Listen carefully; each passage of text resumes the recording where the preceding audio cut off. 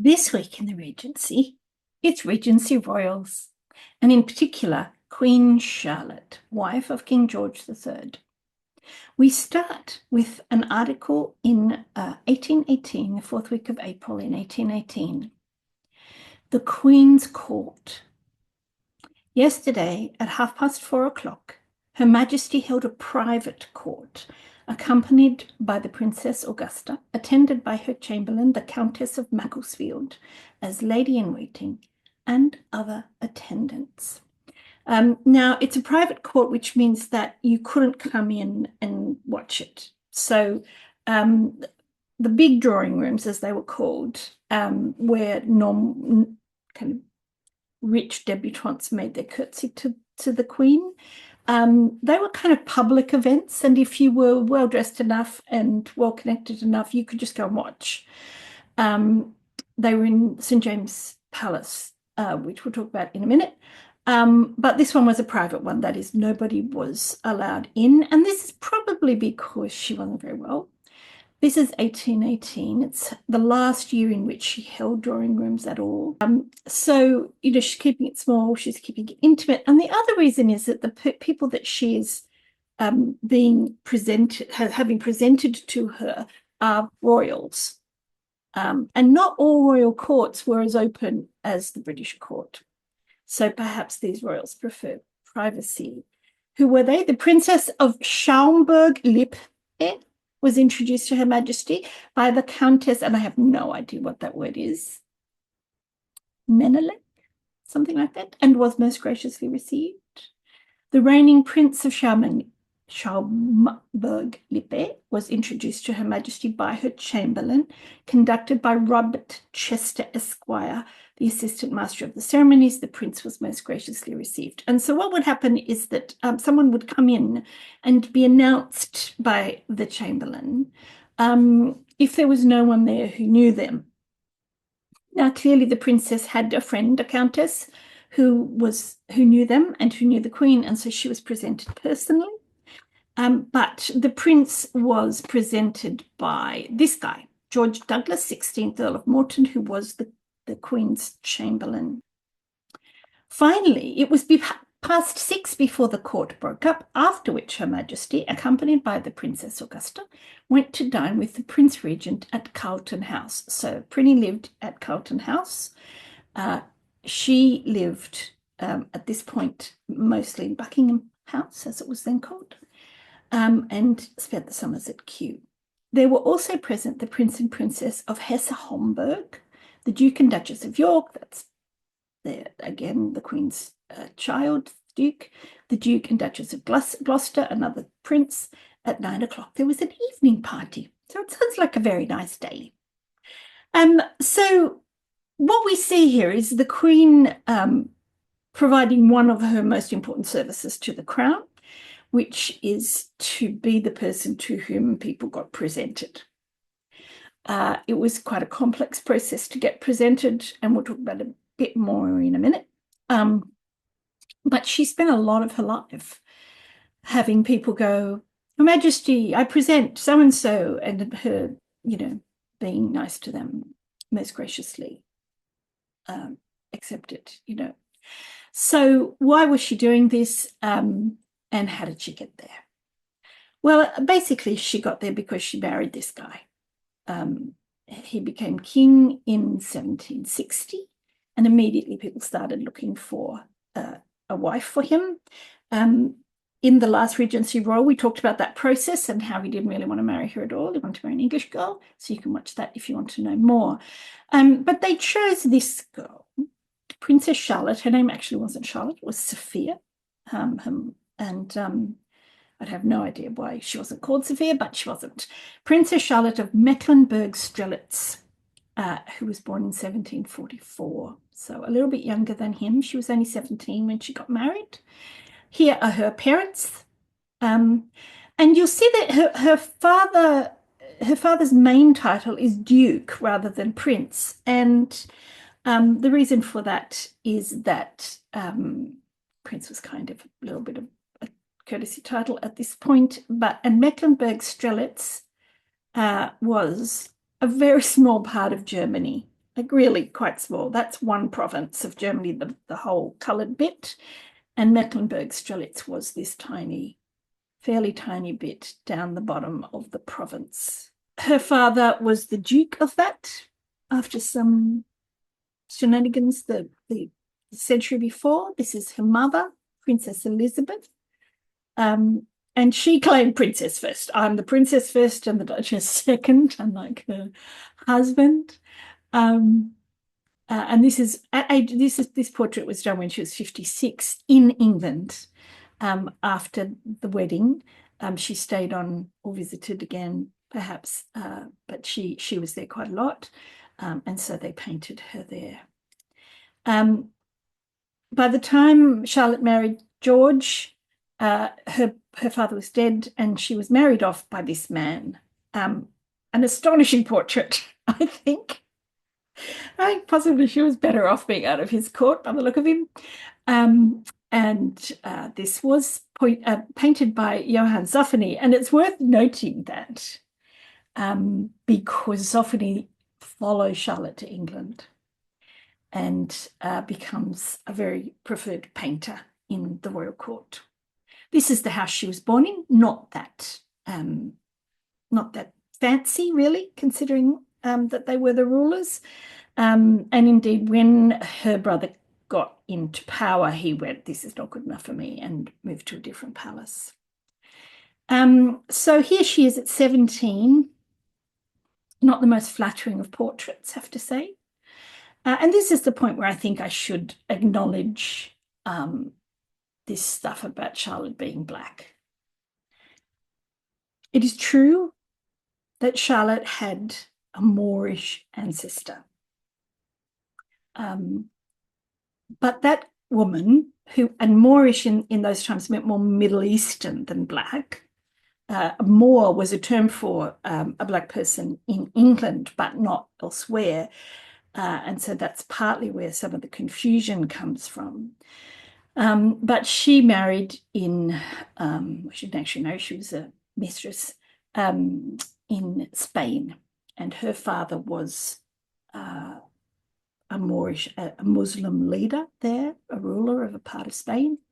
And she had a child, and that child was Charlotte's ancestor. But the Moorish woman is 15 generations back from Charlotte.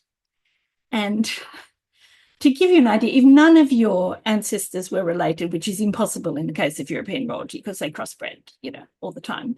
But if none of your ancestors were related, you'd have 65,000 plus ancestors at the 15 generation mark, because it doubles with each generation. So the idea that somehow this young woman looked like an African person when A, she didn't have any African ancestors, and B, it was 15 generations back, is just silly. However, you can see that her portrayal is quite different from portrait to portrait. The one on the left is very flattering, the one on the right not so much, and it's the one on the right that people tend to use. And later in her life, she was not very popular in England, and they used to caricature her, as people did in cartoons, and they exaggerated every possible feature, which is another reason that this idea came out. The truth looks like it was halfway between these two portraits. So the left one is being very flattering, the right one not so much. And looking at a later one where people said this is a very good likeness, it looks like it's about halfway between these two in terms of what she actually looked like. So she was chosen because she came from a backwater, because she came from an area where basically she didn't have any idea about English politics at all. That's why they chose her. They sent some people to go get her. She came to England, and she met her future husband somewhere on this street. It's said that they met at the garden gate of St. James Palace, and the big building on the left, this is a bit earlier, but about 50 years earlier, it's St. James Palace, and they said they met at the Garden Gate. And so I'm thinking this may be the Garden Gate. If we look at the big picture, you can see it's down there on the bottom left. And possibly that's where they met. And they were married immediately. They met at 3:30. They were married at 9 o'clock. Somewhere here.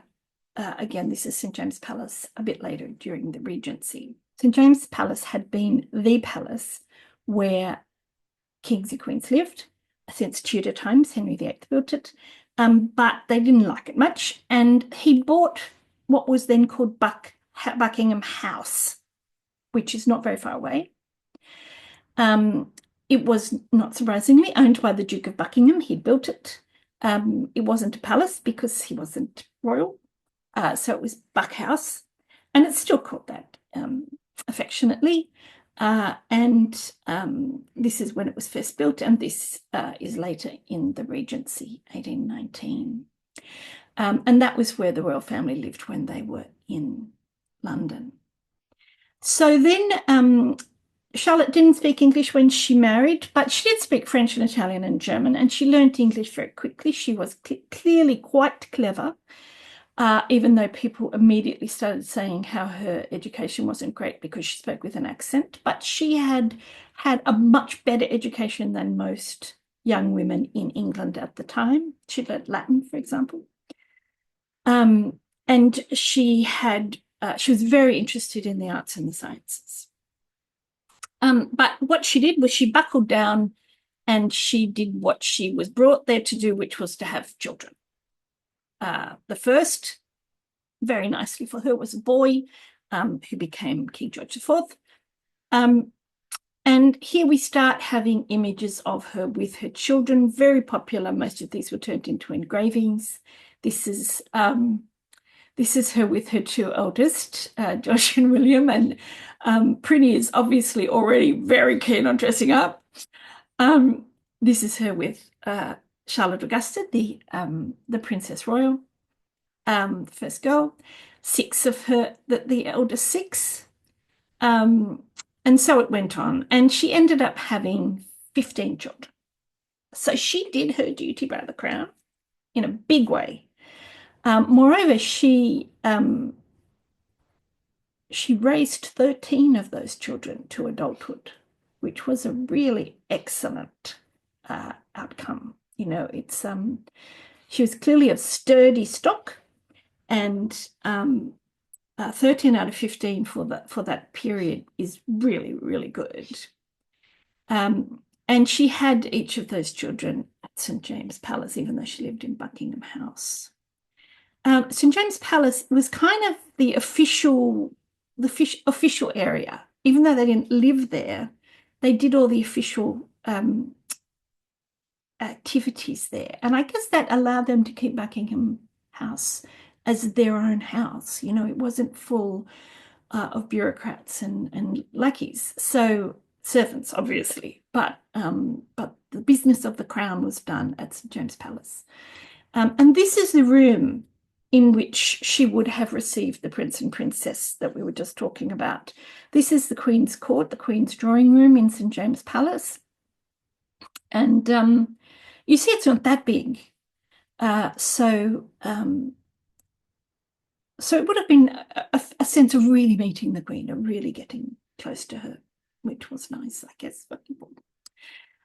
You had to wear court dress to meet the Queen. You had to have hoops. You had to have ostrich feathers in your hair.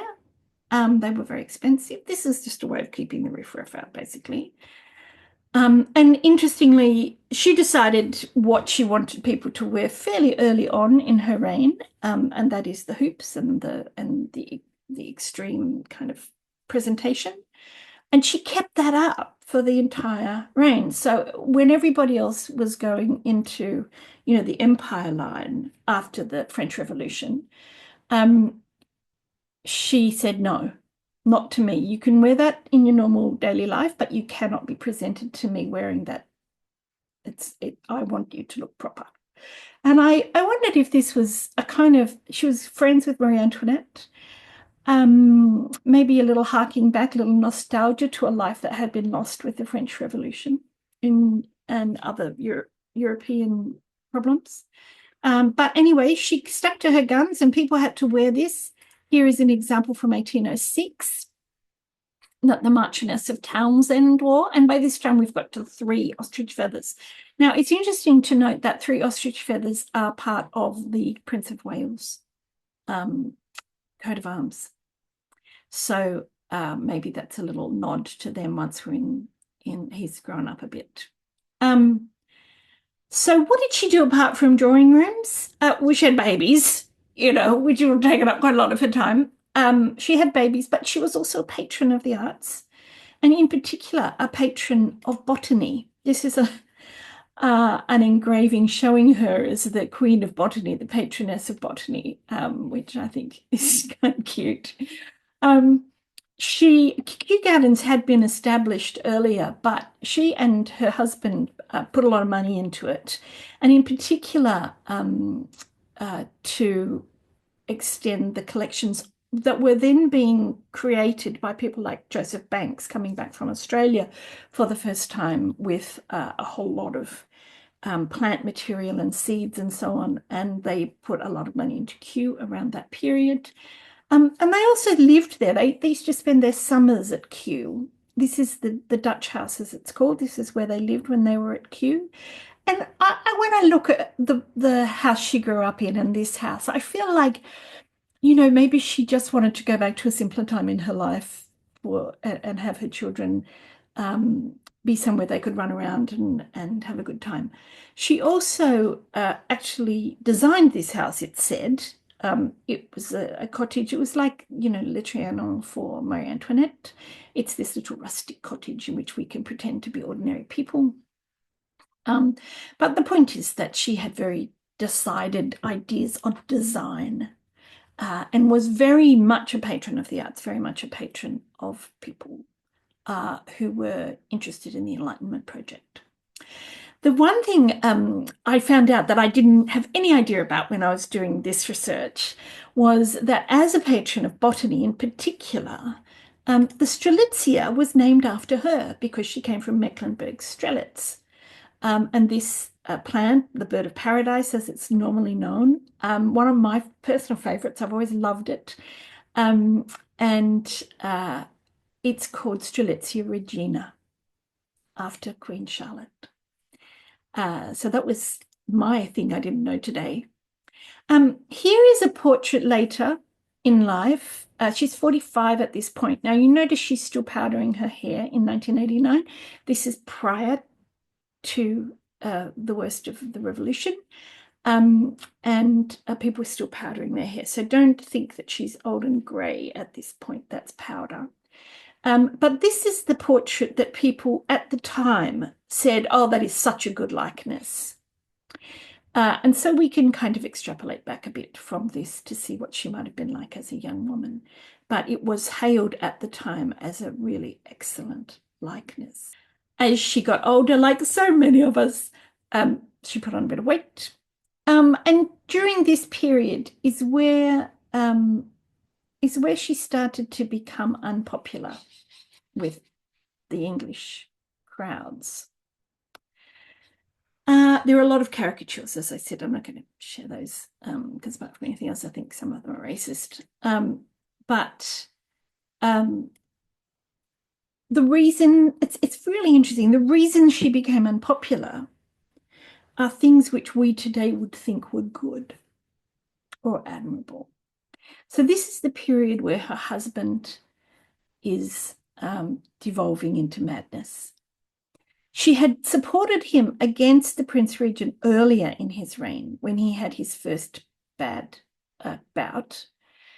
She really didn't think he should be the regent at that time. But in 1807, we're working towards his manias are becoming more frequent.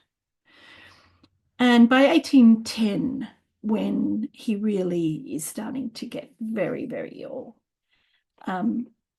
she moves out of the shared bedroom. Now, unusually, they had a shared bedroom. I guess that's why the 15 children happened. And she moved out and she cut back on how often she saw him. And this was portrayed to the general public, I think quite often by his doctors, as her abandoning him. Her approach, her rationale was, he's violent towards me. Reading between the lines of some of the doctor's reports and pressure that was put on her to see him more often, I think what they were saying was, look, go and have sex with him and he'll calm down. And she's saying, no, I'm not. I'm not going to have sex with somebody who treats me violently. So from our perspective, it's like, go Charlotte, that's right. And you are not, you're not there for his use. But of course, she was there for his use. That was her job. And in that period, it was considered appalling and indeed, almost illegal for a wife to say no. There was no concept of rape in marriage. Not just there wasn't a law against it, there was no concept that it was possible. So she stood up for herself and basically she looked after him. When the Regency happened, she was named his guardian rather than the regent, and she oversaw his care. And it's quite clear that the care he received was absolutely as good as possible for the time. But she refused to continue to act as his wife. And that made her quite unpopular towards the end of her life. And she was portrayed as, selfish and abandoning him, etc., etc. Whereas now I look at this and I go, well, good for you. Well done, Charlotte, for standing up for yourself. She dies in November 1818. And so we can see that private court was, one of the last she held. She was 74. We don't really know what she died of, but she was towards the end of her life, towards the last few years, when it became clear how bad the king was. Public sentiment kind of came around, and she was mourned. And this is the hatchment. I always thought a hatchment was like a kind of, crepey drapey thing that you put over the door. But in fact, this was what you put over the door. It's her coat of arms. And you put a black and white coat of arms over your door. In this case, it would have been over both St. James Palace and Buck House. And to show that the person who owned the coat of arms had died. So it's quite a medieval concept from a time when people couldn't read. But of course, they also told everybody in the newspapers and so on. And she had a state funeral and so on. So when we look at Charlotte, she's a person who went from being incredibly popular to being very unpopular to being slightly popular again. And she was certainly somebody who supported the arts, supported science, and to a certain extent supported women's rights within the royal family. I came out of this liking her a bit more than I thought I would, and finding her more interesting than I thought she was. Just as a tiny little last little bit, the unicorn is holding the coat of arms of Mecklenburg-Strelitz. And so her coat of arms was a combination of the left-hand one is the king's coat of arms, and hers is the right, but you can see that his is on the top because she's a queen consort and not a queen in her own right. So this week in the Regency has been all about Queen Charlotte, who was Princess Sophia, and her life in the Regency Royals. That's this week in the Regency. I'm Elizabeth Layden. I'll see you next week in the Regency.